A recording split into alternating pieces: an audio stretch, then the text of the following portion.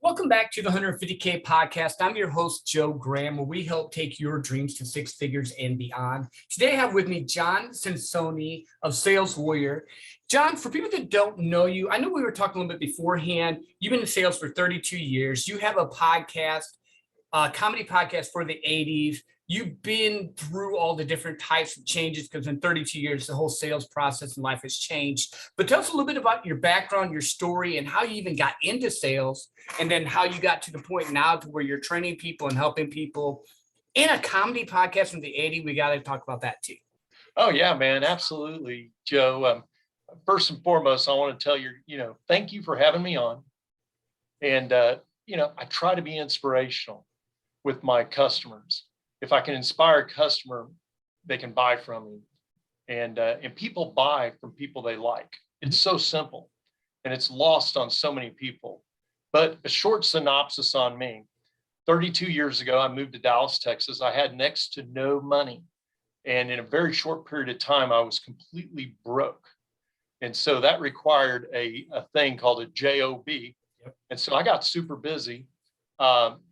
This was over 30 years ago. So I'm talking resumes on a typewriter mailed to people with kids are going to listen to this and go, what? And, with a stamp, and in some instances, hand delivering my resume to corporations and just getting my name out there as much as possible. And I landed my first role selling advertising for a newspaper. And I got to be honest, I hated it. Yeah. But it created drive in me. And I wanted to make a step in being a junior account executive for an ad agency. And so while I was selling, I just sent resumes to all these ad agencies. So this is a good thing for your people to hear. Don't ever leave a job before you have a job. Right. 100%. So I made it a job to do my job and do my job well, but I also interview. And so I landed a job for an ad agency, and it wasn't really a fit. It's what I thought I wanted. And then I get it, and I'm disappointed. For one, I was offered very low money. And for two, I had to sell on the side just to have any kind of lifestyle that I needed in my early 20s. And so it hit me one day. I'm like, Jon, you're making more on the weekends than you're making at your job that you went to 4 years of college for. Yeah. It doesn't make a lot of sense. And so then they laid me off. As soon as they laid me off, I'm like, I'm going sales. I'm going hardcore sales. And I had specific vision of what I wanted. I wanted a Fortune 500 company with upward mobility. And I wanted an opportunity to grow my income. Mm-hmm. So upward mobility, but more important, I didn't want a title. I wanted cash. Yeah. And then I pursued it. But what I found the first day or the first week in training, I found that the guy that hired me, great guy, good manager, was able to follow all the rules of the company and teach me all those rules. But as far as being able to get me any kind of sales acumen, that was up to me. Yeah. And I owned that. I mean, I went out, I got Zig Ziglar, and I just buried myself and bathed myself in Zig Ziglar, and then Tom Hopkins, Brian Tracy. And then when I finally got some money, Joe, I bought some secondhand cassettes of Tony Robbins. Yep. So when I say that, I'm an educated salesperson, it's not like I woke up one day and I'm like, I knew all these different ways to close and whatever. But I want to tell your people what separates me from many of the people that do what I do is that soft skills. I teach soft skills. I don't teach hardcore closes. I'll teach you a soft close that'll close more. Yep. I'll teach you how to differentiate yourself in the marketplace. I'll teach you how to add comedy to your sales process so people like talking to you and working with you and think of you as a friend, not just a sales guy. Mm-hmm. I mean, here's one of the best things that was ever mentioned to me, Joe. I was interviewing with this company. I'm like, what are you looking for? Which is a great question to ask when somebody's interviewing you for a company, because then you can thread the needle. And the lady's like, Jon, to be honest, I want somebody who has friends, and when their friends are within 30 minutes of you, want to go call you up to have a beer because you're that much fun. That's the kind of guy I want to hire. And I'm like, I'm that guy. And it's so important, you know, to be a person to your prospects. Most salespeople aren't Right. people to their prospects. And they don't have the soft skills. They don't teach the soft skills. And in some ways, soft skills are thought of as being like, oh, you know, it's almost like people want to be told how to sell by some macho dude, right? Mm-hmm. Like, oh yeah, well, this guy told me this and I came back with that and jabbed him with this and put him in a headlock. Next thing I know, I'm getting this purchase order and I just bought a boat.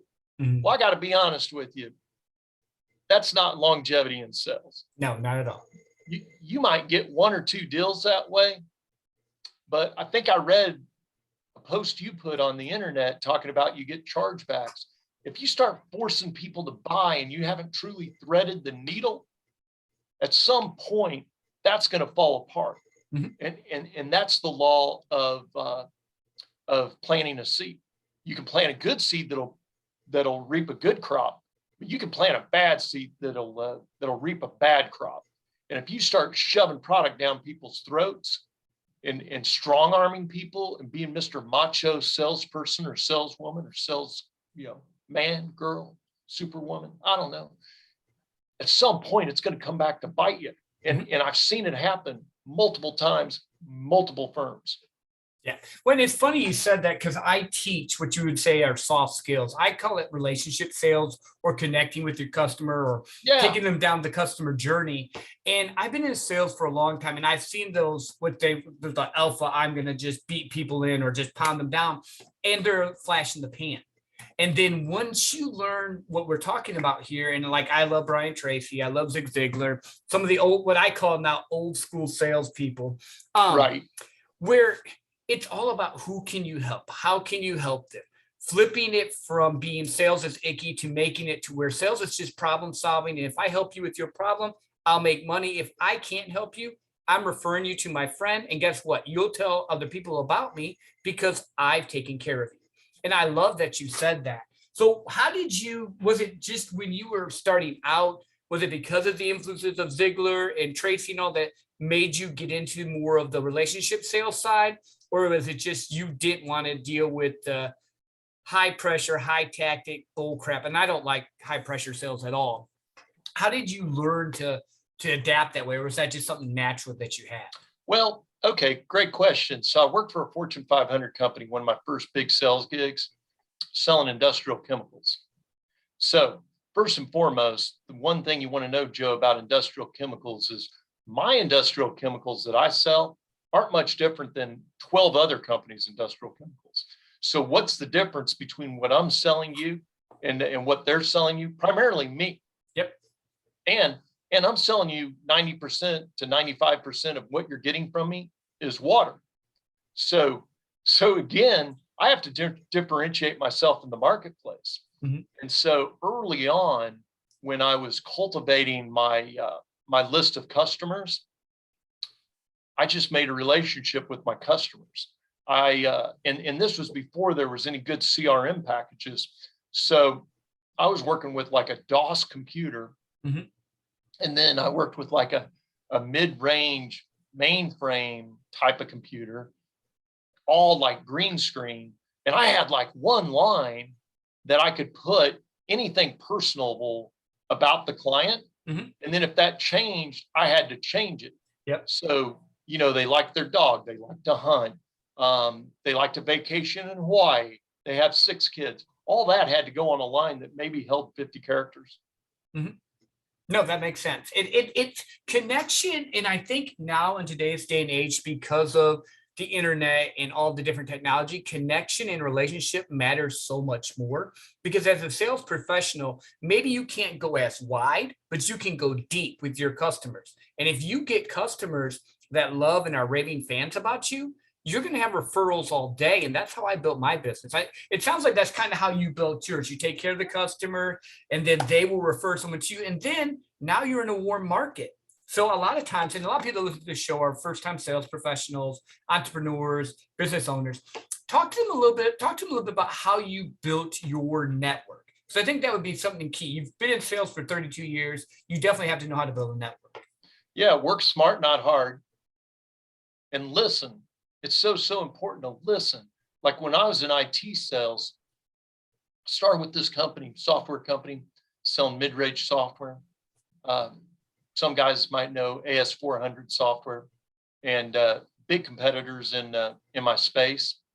But I had to make a living. I had to make it rock and roll. And so I'm talking to this guy. He's out in California, works for a company called Technicolor, and he tells me that all 6 of the IT guys that were at Technicolor, except for him, just left to work for different companies. Oh, wow. And I'm like, really? Like most people might just slide right by that fact that the guy just threw at me. Not me. I got out a yellow pad of paper and I'm like, let's call him Bob. I'm like, Bob, tell me, where did they go? And he told me. And I'm not completely familiar. Where's that at? And he told me. And he gave me their name, first name, last name. So now I have 6 users. Yep. I would call them patrons of this software that I called up, and each one of them bought. And it was threading the needle. Like, did I work hard? No, I worked smart. Yeah. Well, and a lot of it comes down to connecting and then just asking. I think a lot of times first-time salespeople, and we talked about corporate, and I know you probably agree with this. Going through a corporate training is really not good sales training at all normally. No offense to corporations. They just have their little rules and this little script and this little thing. So you mentioned like leveling up in Brian Tracy, Zig Ziglar and all. What have you just, are you still in a state of continuous learning still? Absolutely, or to the man. point, who are you? Are you still just staying with Tracy and Ziglar? Or have you moved on to anyone else with your training? And So I've branched out over the years. Not that I can't get pepped up by Zig Ziglar or any of those greats. I mean, great information to have. But I look outside of just the sales community for inspiration.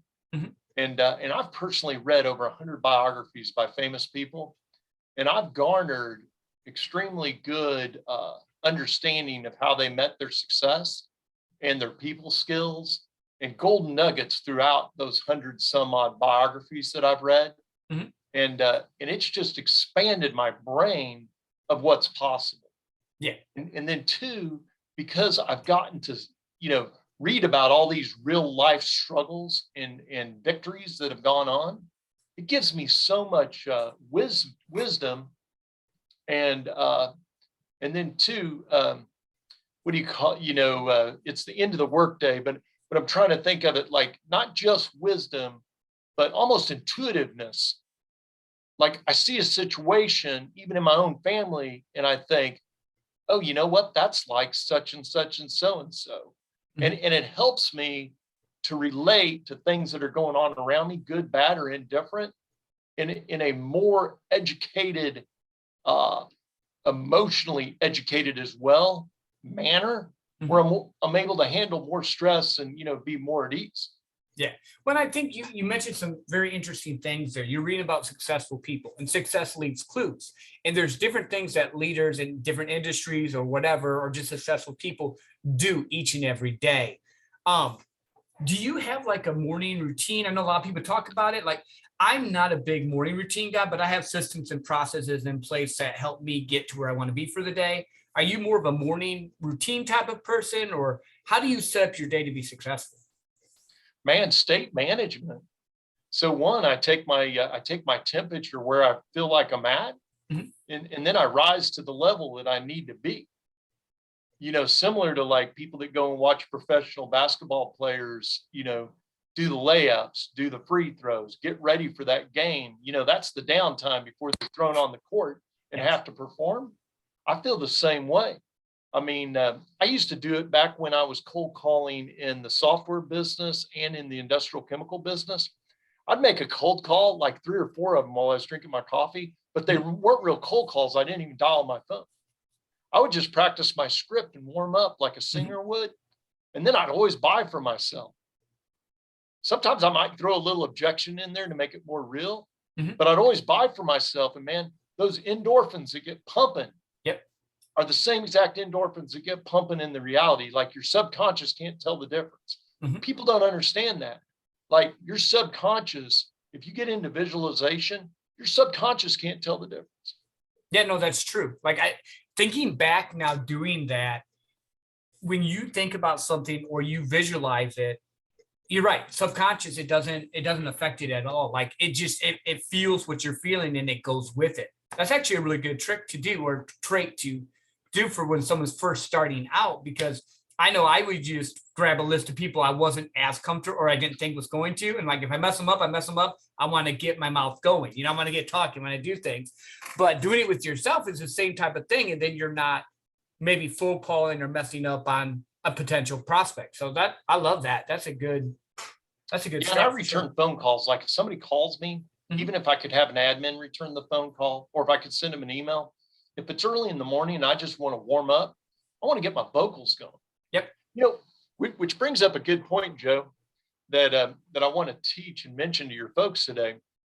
Most salespeople are monotone and are uninterested. I'm sorry to break everybody's bubble out there, but I can walk on, and nothing against car guys, but I can walk onto a car lot today. I can walk onto a showroom floor to buy furniture. I can walk into so many of these situations where there's salespeople right there to come at me. And most of them, one, won't generate any rapport with me. Yeah. And two, won't vary their voice. Like there's so much, like when I was selling software, particularly software, you got to make it scary. You got to make it sound like if you don't buy the software, something bad might happen. And I'm saying that facetiously. However, something bad can happen if you didn't buy my software, because my software was data security monitoring software. And so companies have been shut down and sued, and the list goes on and on. What bad things can happen to a company that doesn't protect their computer network? So I'm not just saying it blindly, like something bad can happen. Something really bad can happen. And people buy based upon emotion. I don't 100%. Care what you're selling. You got to tie it to emotion. And there's only two emotions people buy: fear of gain. Opportunity to gain, which is an emotion. People like to buy stuff and get stuff. It's exciting. It's happy. I just bought something. I got a new car. I got new jeans, whatever. And what's more ability to get somebody to pull the trigger, particularly for a high dollar item? Fear of loss. Fear of loss. 100%.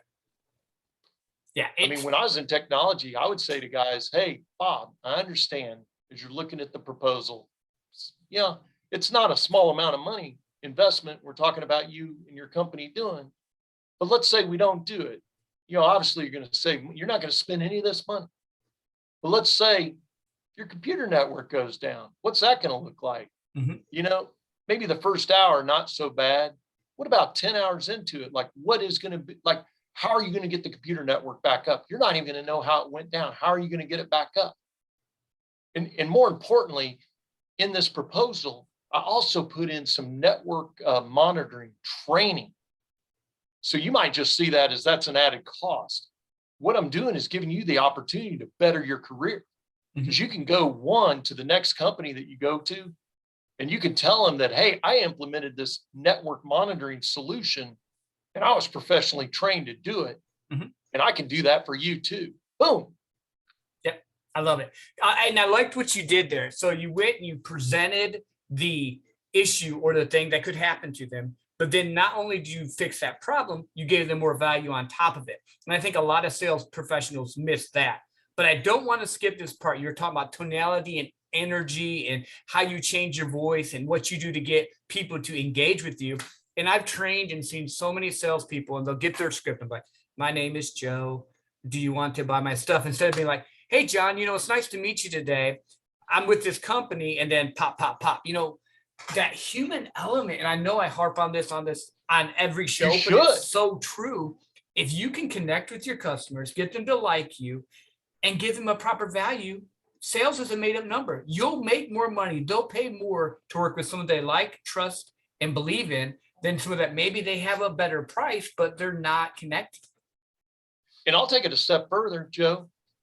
How you respond in salutation to somebody when you're in a sales process is how they feel that you respond is they're gonna determine based upon how you talk to them, what kind of tonality you use of how successful you are. Mhm. People relate the way you speak the same way, the tonality that you use, very similar to when you shake somebody's hand for the first time, like you and I are in a bar in North Dallas, and I'm like, hey, Joe, John, throw my hand out, you throw your hand out. You got a strong handshake. I got a strong handshake. We're trying to crush each other's hands. Yep. The whole time we're thinking that guy's going to be a millionaire. Mm-hmm. Well, and it's funny you said that because I used to sell oil and gas investments, and I used to talk to the top 5%. And how I got them to invest was pretty much telling them that they were an idiot for not, like just talking super straight to and just being direct. And I've taken that over into my other sales career where I'm not like doing it to where I'm treating them like that was just a unique sale. You had to do it that way. But like I'll call up CEOs and talk to them like we're talking now. And they're like, this is nice because most of the time business owners, CEOs, CFOs have people kiss their butt. Like they're like, oh, this is CEO. I got to talk to them a certain way. But if we just talk like we are right now, John, just a relationship and a regular talk, that's half the battle. And it puts it to where now I'm on the same level as them with the business idea. I'm not a salesman selling you. This is my business helping you. And I think when you mentioned that, that just popped in my head, that whole dynamic of how you present yourself, your energy, your body language, how you respond to them. Like I always try to make my customers feel like they're family. So like when they sign a contract, in my email back to them, like, welcome to the family. Or welcome to whatever company I'm working with. Welcome to the blah, blah, blah family. Or welcome to the 150K podcast family. Because family is forever. And it's like, more of you can't get rid of your family. I'm telling you, hey, we're here for life now. You can't get rid of me. I like it. That's good because you're also creating a word picture. Mm-hmm. And in sales, the best thing you can do is create a word picture. Most salespeople won't bother to do it. And if you try to like teach them to do it, they don't get it. Like you can communicate so fast when you have a word picture mm-hmm. versus when you don't have a word picture. Because when you don't have a word picture, they're like, yeah, I don't understand what you're saying. Yep. Yeah, I don't get it. But when you have a word picture, like I'll give you a word picture for me, Joe, because I got a lot of experience being on podcasts and being interviewed.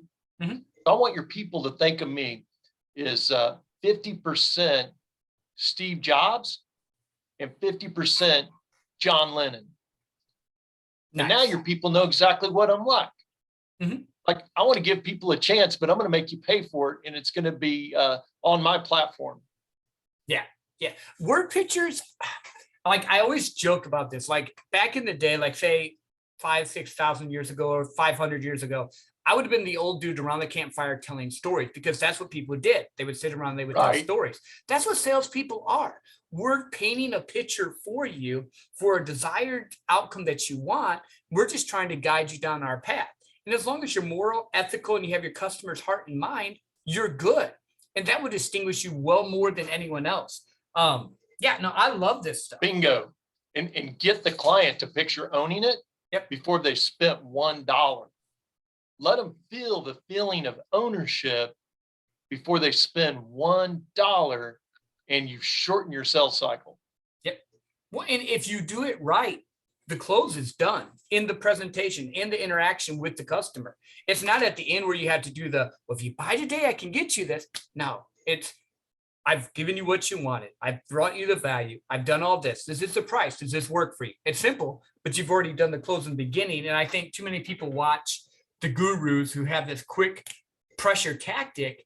And the thing that they don't remember, and you mentioned that post, is, yeah, you might get them to buy at the moment because you scared them or pressured them, but that buyer's remorse is going to hit them. And if you don't have a connection to hold on to them and guide them through the process, you might be signing them up, but you're getting chargeback after chargeback after chargeback because they're not feeling seen, heard, and safe. Exactly. I wholeheartedly agree. Hey, I want to touch on a couple things if I could that I think will help your audience that do sales. So one thing that'll differentiate you in the marketplace is a pad of paper or some kind of device where you can take good notes. So the main thing is not so much that you want to take good notes. Some people have great memories. The key is, though, when the prospect knows that you're taking notes, you're communicating to them that you care about what they're saying, and you care about it so much you're taking notes. It's not just enough to take notes.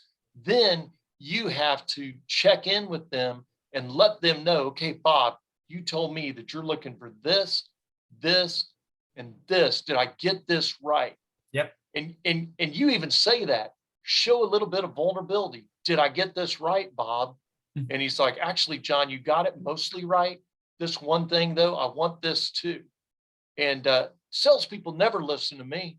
I can go right now to Nebraska Furniture Mart or a car dealership all across Dallas, Texas, and sit in front of a salesperson and try to get somebody to listen exactly what I want. And I will struggle with having the ability, one, for somebody to have a pad of paper, what I want exactly. But what they don't understand is they can sell a lot of things a lot quicker if they show they care. And that's the key. Do you care? People care. If you show that you care, people will buy from you. If you don't show, you're going to be price shopped. So if they just see you as a commodity, you're not really adding any value to the relationship. You're going to be price shopped your entire life in sales, and you're going to make a horrible living. I very rarely discount anything I sell because, one, I know how to show ROI, and that's through years of selling.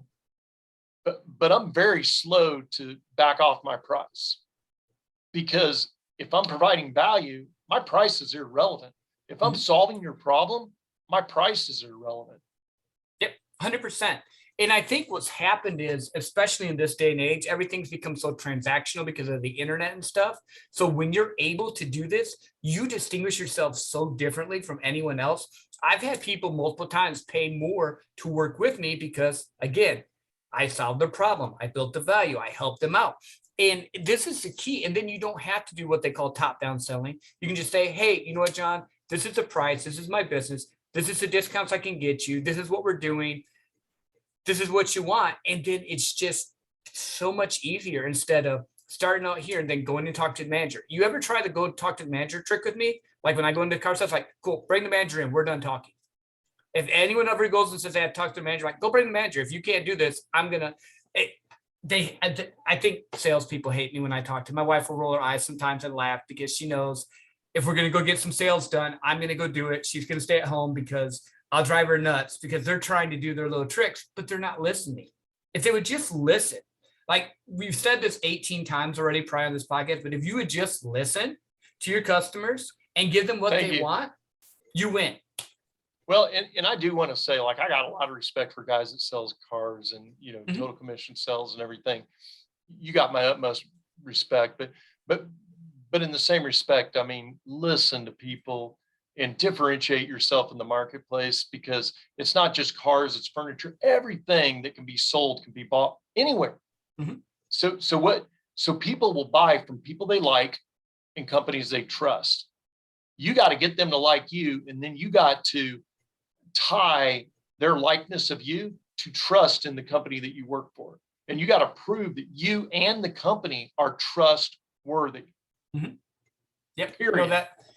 And that's just the biggest thing. Like in my sales consultant, in my training with working with entrepreneurs that are creatives and they're not salespeople, and they're like, oh, I don't know if I can charge that. It's just getting them past the fear of rejection and getting them to the point where they're like, hey, you're serving your customer, you're helping your customer. Once I get them there, it's great, because then they can move forward and present it because now they feel good about it.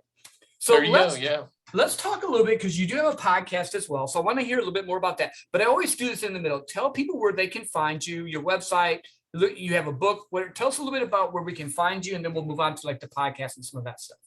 Well, so this book behind me, it's called Sales Warrior, and I teach soft skills of selling, and it's on Amazon. ultra inexpensive. And then I have a course on Teachable. It's called Sales Warrior Module 1. It's a 3-day boot camp. It's my very best ideas broken into 3 days in 1 hour action blocks. So people can take it as needed. There's workbook sheets that they can walk away from. There's videos and audio of me and people interviewing me and other professional salespeople. And it's impactful, and it's going to last. So once you buy it, you can use it your entire sales career. I'm not going to do Sales Warrior Module 2. I'm just not that ambitious. But it's only $200. It's worth $1,000, and they can get it on my website, saleswarriorinspire.com. They can connect with me at LinkedIn at Jon, Jon Sales Warrior. They can get me on my Facebook group, Sales Warrior Inspire, and my international comedy podcast. You bring that up, Joe. Thank you. I love that. Like, I love different things. And send me that. I love comedy, my friend. I love comedy. Yeah. And what we'll do is we'll put in the show notes for you a link to your different stuff so people can find that easy. We'll make it simple for you. But yeah, so how did you go? And I mean, as a salesperson, you have to be funny sometimes or engaging. So that makes sense. Thank you. But 80s, you said a sales comedy from the 80s. So what is that? Explain that. Well, so I graduated high school in 85. Mm-hmm. And so I think Motley Crue came out in 81. So like when you think about the 80s, I completely lived the 80s. Yeah. And people have a lot of nostalgia for the 80s. And I'm a sales guy at heart. And so I'm like, you know what? I'm gonna monetize that. Mm-hmm. People are nostalgic about the 80s. Well, by God, let's get them some entertaining information about the 80s. Kids that were born in the 80s, teenagers that grew up in the 80s, like me. And then 2, School's Out is the name of my podcast. School's Out, 80s comedy story time. Mm-hmm. So you go to a party and you meet somebody for the very first time, and you just get to talking. And you find out maybe that you guys went to the same college, or maybe you're from Michigan, right, Joe? Yep, originally. Live in Texas now, but originally from Michigan. So what you find out is that this person you're talking to that you don't know from Adam, they grew up in Michigan. Mm-hmm. In fact, they grew up an hour from you. Yep. So you got immediate rapport with them, which is really important in sales. But what I'm trying to drive home about my podcast is that I wanted a big audience. And people love telling stories about from school. Mm-hmm. You know, like I went drinking, I did this, I was in youth camp, this funny thing happened, that funny thing happened. Then I went to college, and then that funny thing happened. Then I took my first job, and that funny thing. So lots of these stories happen in school. So that's why School's Out.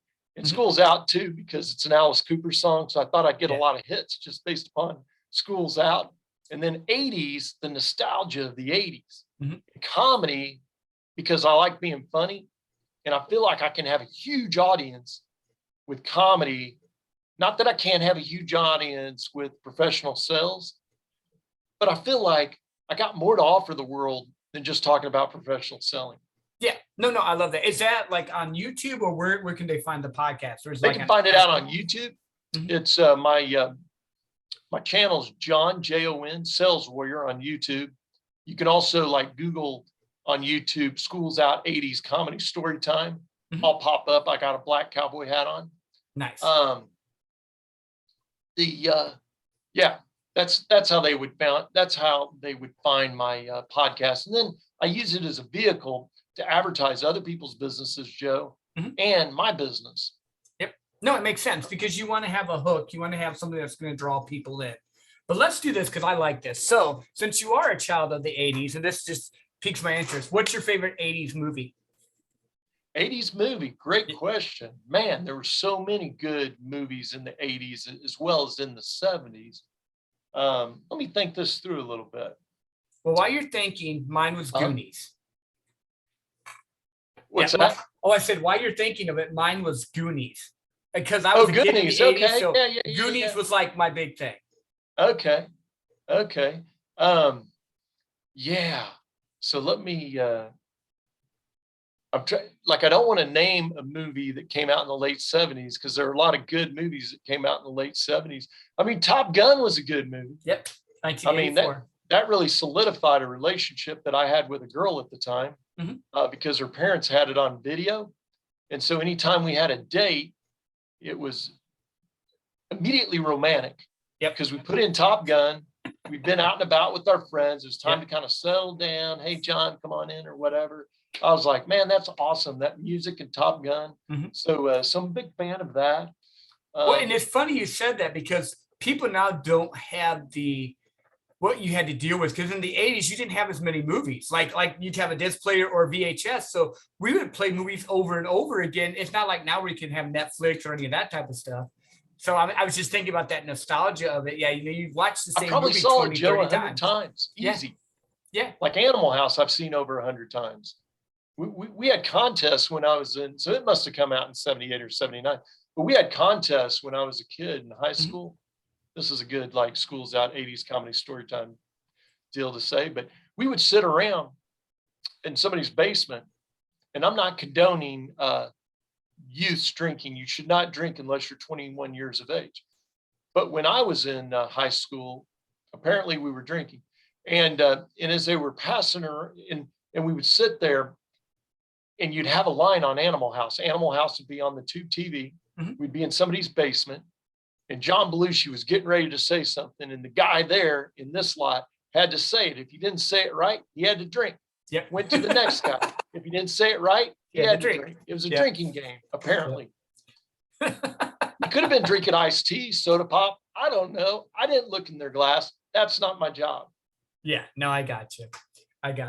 What other words of wisdom or stuff have we not touched that you'd want to leave my audience? That's fine. I mean, ask me about, I know you started to ask me about, like, how I got into sales and what my background, but I got to let people know, like, I had a huge struggle getting to where I am today. And what I mean by that, like, it's kind of funny when you hear about it, but this is years later, but I was born without the ability to walk. I couldn't walk. For years, I couldn't talk. And, it took a lot of time to develop enough to be able to walk and talk. Actually, it's a joke. Okay, I was like, wait a minute. But you just did something there. You did something. If you're watching this, because this will come on video as well, he took you back to a place. He got me with it too. He made me picture him not being able to walk or talk, and now he is, 35 years or 32 years in sales, comedy, got all that different stuff, and I fell for it. So you got me. So here's the thing: all these people that are like professional coaches and things that are online. They're like, I was a drug addict. I was this, I was that, blah, blah, blah, blah. One of my kids was complaining about something the other day. Like, my kids are similar in age to yours. I got an 18-year-old and a 21-year-old. And he was like, oh, I was slow to talk, blah, blah, blah, blah, blah. And so I looked at him. I go, you know what, son, I was born without the ability to walk. I couldn't talk. And in fact, my incontinence was so bad they had me in diapers. In fact, my parents couldn't take care of me. And so every day they took me in a car and left me off at somebody's house with other people that couldn't take care of themselves until they got off work. Every single day, I was that incompetent. I couldn't feed myself. They used to feed me with a spoon. When they weren't feeding me with a spoon, they fed me with a bottle. Yep. It was years before I was able to walk and talk. Look at me now. You can't base what you're like then on what you can be. Yeah. Yeah. And you just, again, I love analogies. And I was picturing you as a baby at that point. He's a baby getting taken to daycare, but the way you termed it made it to where you could tug on someone's heartstrings and get them to be like, oh, he could.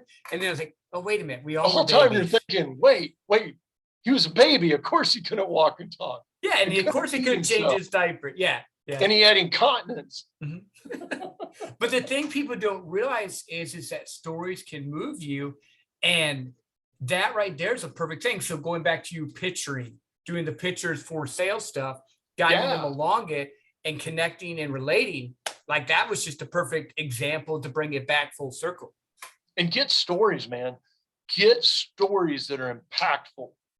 If you have a success with a customer or a client, you got to share that. Don't name any names. That's not Right. bueno. But you get so good at telling that story, and you make that story so emotional that that client wants to do business with you. Yep. And do the takeaway close. Bob, if you do nothing today, I'm okay. And two, like salespeople need to hear this. They're going to hate hearing this. But I'll tell you, this has made me more money than anything else. And it's the takeaway close. Don't shove it down their throat. Take it away. Yep. Make them think you're super successful, which will be if you listen to what I'm saying. Take it away from them. Make them beg you for what you're selling to them. Mm-hmm. Yeah. And let them know whether you do business with me or not is not going to change my life. If somebody puts me in a corner and they say, Jon, I know you want this really bad, I take that away from them immediately. I'm like, Bob, I got to be honest with you. I appreciate you saying that. But I mean, I'm completely debt free. Mm-hmm. My kids' college is paid for because of me. And I don't have a lot of bills.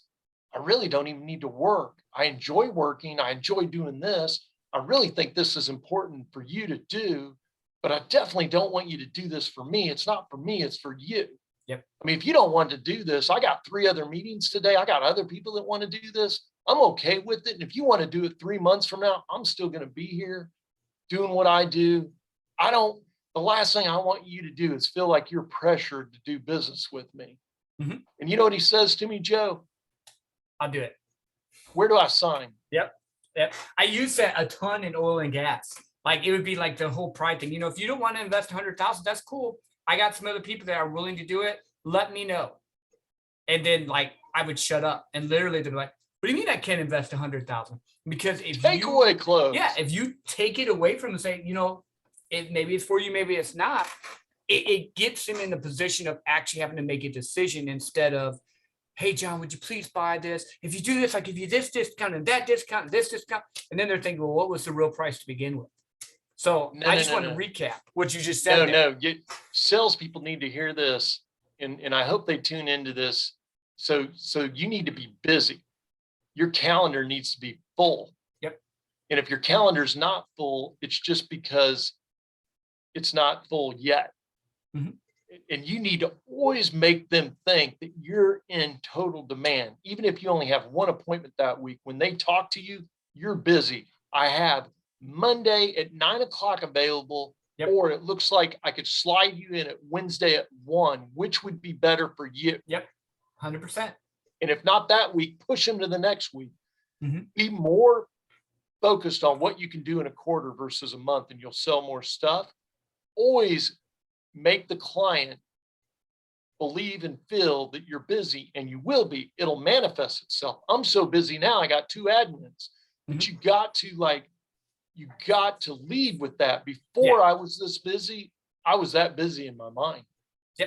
Well, because you want to put in their head that you're busy, you're important too, you have stuff going on. Because once you establish that credibility, now you're at the same playing level. And then when you say, hey, you know what, Jon, if you don't want to do this, that's cool. I can reach back out to you, but it won't be till next week. Again, you're doing that takeaway. You're just doing the little things that are taking them down the path to where they have to make a decision, because people need to be guided in the sales process. That's all you're doing. You're guiding them along the path. You're helping them. You're serving your customers. But sometimes people need a little push, but it doesn't have to be if you don't do this or the super pressure close. It's just, hey, I'm your friend, Jon. If you want to do this, I got you. If you want to do this in 2 months, I got you. But if you want to do it this week, it has to be on Tuesday, because that's the only spot I have open this week. And then you give them that exact time. Yeah, no, I love that. And the more you learn about sales, so you got leaders and you got followers. And leaders hate to be told what to do. Mm-hmm. And followers hate to make decisions. Yep. And you got to know the difference. And sometimes you're going to know the difference just based upon like what they did for a living. So it's so important, especially if you're selling to individuals. Are you dealing with somebody that was like CEO or CFO of a company, had people working for him, always telling other people what to do? They're probably a leader. Yep. Yep. Are you working for somebody that's like an accountant or a chemist that somebody else was giving them stuff to do all the time and they did it and they did a great job? Maybe a computer programmer, network administrator. Maybe they didn't have a lot of people that worked for them, but they worked on these big, grandiose projects. And that's where they got their self-esteem from. And that's what, how they got paid. They're going to be more like a follower. And then two, and this might be a little advanced, but when you start understanding demographics, you start understanding the difference between like a baby boomer and a Generation Xer like myself. Baby boomers are more collaborative. Generation Xers like myself, and I think you too, Joe. I'm a Gen Xer. Yeah. Okay. We're more independent. Yeah, 100%. And we're not very brand loyal. No. Like one day I owned a Honda, one day I owned an Isuzu, one day I owned a Nissan, today I own a Kia. Yep. Why do I own a Kia? Well, one, there weren't that many cars to buy from. Two, I'm not going to spend $100,000 on a vehicle. And three, if it gets any kind of like maintenance that needs to be done, I'm 3 miles from the dealership. Yep. Like, buy, and trust. Right there it is again. Awesome. Jon, thank you for being on the show. I really appreciate you being here. Okay. Oh, yeah, you're here. Oh, absolutely, man.